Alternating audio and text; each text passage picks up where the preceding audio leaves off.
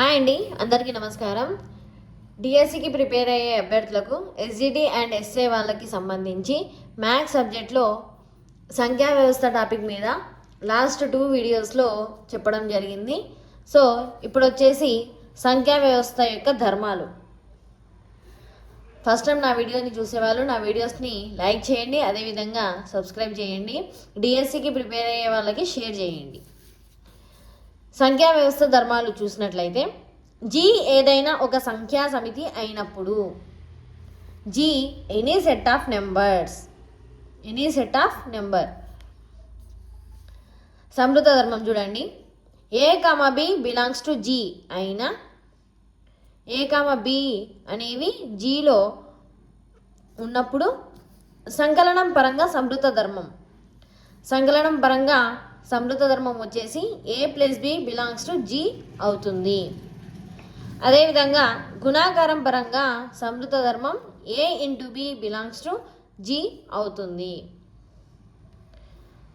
అదేవిధంగా స్థిత్యాంతర ధర్మం A comma B belongs to Z అయినా సంకలనం పరంగా స్థిత్యాంతర ధర్మం A plus B is equal to B plus A. గుణాకారం పరంగా స్థిత్యాంతర ధర్మం A into B is equal to B into A అవుతుంది. నెక్స్ట్ సహచర ధర్మం.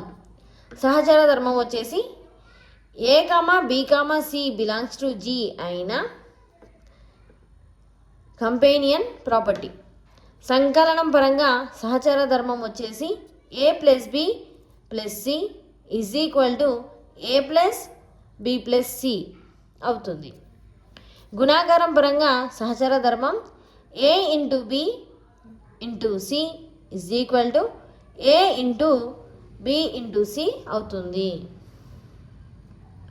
నెక్స్ట్ సంకలన తస్తమాంశం. A comma E belongs to Z అయినప్పుడు A plus E is equal to E plus A is equal to A అవుతుంది. ఇక్కడ ఈను సంకలన తస్తమాంశం అంటారు. ఇక్కడ ఉండే ఏ ప్లస్ ఈ అనే దానిని సంకలన తస్తమాంశం అని అంటారు. ఎగ్జాంపుల్గా చూసినట్లయితే నేను ఏ వాల్యూ వచ్చేసి 1 అనుకుంటున్నాను. ఈ వాల్యూ అనేది సంకలన తస్తమాంశం ఎప్పుడు కూడా 0గా ఉంటుంది. సో ఈ వాల్యూ వచ్చేసి 0. 1 + 0 is equal to 0 + 1 is equal to 1.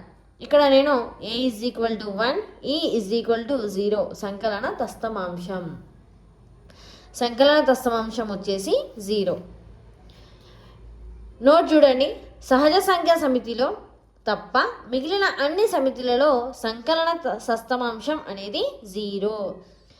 సహజ సంఖ్యా సమితిలో తప్ప మిగిలిన అన్ని సమితులలో సంకలన తస్తమాంశం అనేది ఏమవుతుంది?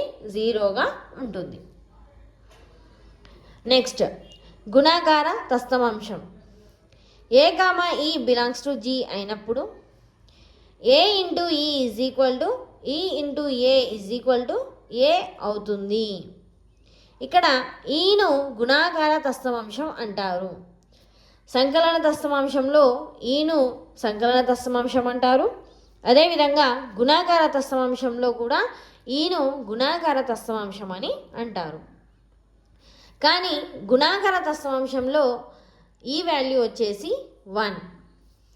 ఎగ్జాంపుల్గా చూడండి, ఏ వాల్యూ 5 అనుకుంటున్నాను.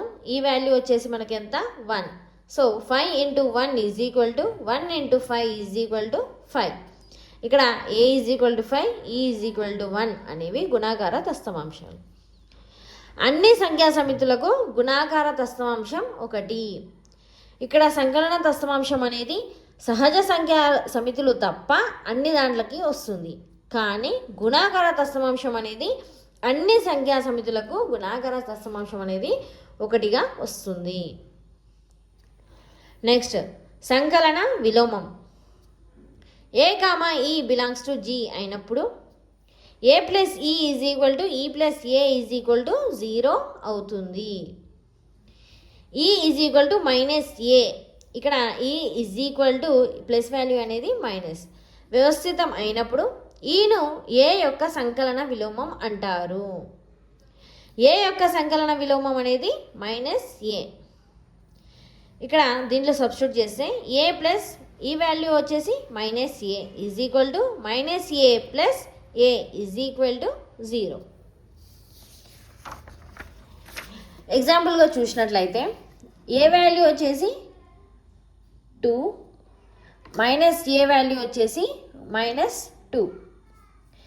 ఏ plus minus A is equal to minus A plus A is equal to 0 అనేది సూత్రం. సో ఏ వాల్యూ వచ్చేసి 2 ప్లస్ -2 మైనస్ ఏ వాల్యూ వచ్చేసి -2 ఈజ్ ఈక్వల్ టు -2 ప్లస్ 2.